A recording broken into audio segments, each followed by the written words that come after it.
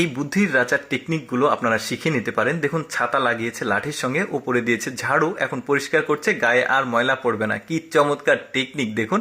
তারপর দেখুন পেঁয়াজু বা পাকড় আমরা যেটাকে বলি, 6 লিটারের ওই বোতলের মধ্যে আটা বা উপকরণগুলো দিয়ে চাপ দিচ্ছে, এখন কিন্তু অটোমেটিক এগুলো হয়ে যাচ্ছে। দারুণ ব্রেন। তারপরে দেখুন গাছ গছালি বা ছোট চারা যেগুলো লাগানোর পর হাঁস মুরগি ঠুকিয়ে খেয়ে ফেলে, তো এভাবে 6 লিটারের সয়াবিন তেলের বোতল দিয়ে ঢেকে রাখবেন, এগুলো কিন্তু নিরাপদ থাকলো। তারপরে দেখুন হাঁস মুরগি বা পশু পাখি যেন এই ফসল ক্ষেত নষ্ট না করে, দারুণ একটা বুদ্ধি। বাতাস এটা ঘুরবে, ডিশে বাড়ি খাবে, শব্দ হবে, আর ডিস্টার্ব করবে না আর কি।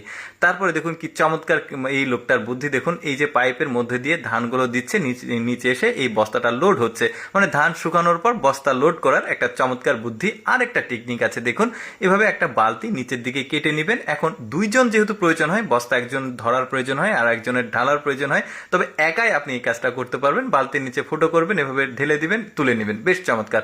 তারপরে দেখুন কৃষকরা যখন ওই ক্ষেতের জমিতে কীটনাশক প্রয়োগ করে মুখে চোখে যাতে না পড়ে, এই বুদ্ধিটা করেছে কিন্তু। তারপরে দেখুন এই বুদ্ধিটা আমার কাছে খুব ভালো লেগেছে। এভাবে দেখুন এই বোতলের দুই পাশে ফুটো করেছে, এখন টমেটোর চারা লাগিয়ে এটা যে কোনো জায়গায় ঝুলিয়ে রাখলে এই চারাগুলো কিন্তু ওইখানেই বড় হবে, টমেটো ধরবে, দারুণ। তারপরে দেখুন কম সময়ে অধিক কাজ করার জন্য ডাবল ডাটের কোদাল বানিয়েছে, বেশ চমৎকার কিন্তু অল্প সময়ে অধিক কাজ করার জন্য।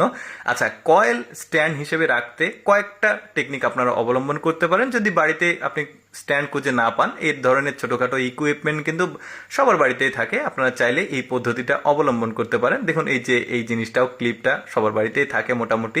তারপর এই ধরনের একটা বক্সের মধ্যেও সুন্দরভাবে কয়েল চালিয়ে সেফ রাখতে পারেন, ময়লা হবে না নিচে। তারপরে দেখুন এই বুদ্ধিটা বেশ চমৎকার, গাছে পানি দিচ্ছে যাতে গাছগুলো মরে না যায়, সুন্দর ঝর্ণা বানিয়েছে। তারপরে দেখুন গাছের গোড়ায় ওই যে সার পড়লে নষ্ট হয়ে যায়, তাই এই বুদ্ধি করেছে। দেখুন এই যে এইভাবে আপনারা দিতে পারবেন, তাহলে চারাটার ক্ষতি হবে না। তারপরে দেখুন রসুন পেঁয়াজ হয়েছে 6 লিটারের সয়াবিন তেলের বোতলের উপরে, কি দারুণ। আচ্ছা, আরেকটা টেকনিক দেখাই। দেখুন আমরা অনেক সময় ওই যে ভুঁড়ি খেতে পছন্দ করি, নেহেরি ভুঁড়ি, তো সেটা পরিষ্কার করার একটা সহজ টেকনিক আছে। সবগুলোই বোতল দিয়ে দেখুন এইভাবে আপনারা বেসিনে খুব সুন্দরভাবে বোতল কেটে দারুণভাবে ভুঁড়িগুলো পরিষ্কার করতে পারবেন। টেকনিকগুলো কিন্তু কাজে লাগার মতো। তারপর দেখুন এই যে একটা বোতলে পানি রেখেছে, তরকারি রান্না করার সময় পানিটা দিচ্ছে, টাইট করে দিলে মুখটা আবার বন্ধ হয়ে যাবে। তারপরে দেখুন এইভাবে কি চমৎকারভাবে বালতি লোড করছে পানিতে। এই যে সহজ টেকনিকগুলো, বলতে পারেন যে এই লোকটা বোতল রাজা আর কি।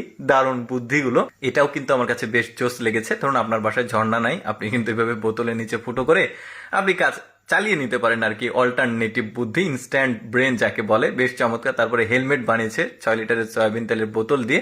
তারপরে খড় কাটার সময় মুখ চোখে যেন ধুলো বালি বা খড় না লাগে, দারুণ বুদ্ধি। প্রতিটা বুদ্ধি কিন্তু ইউনিক ছিল। দর্শক কেমন লাগলো আজকের এই বুদ্ধি রাজার বুদ্ধিগুলো কমেন্ট করে জানাবেন। আর এইরকম ভিডিও প্রতিদিন দেখতে আমাদের পেজটি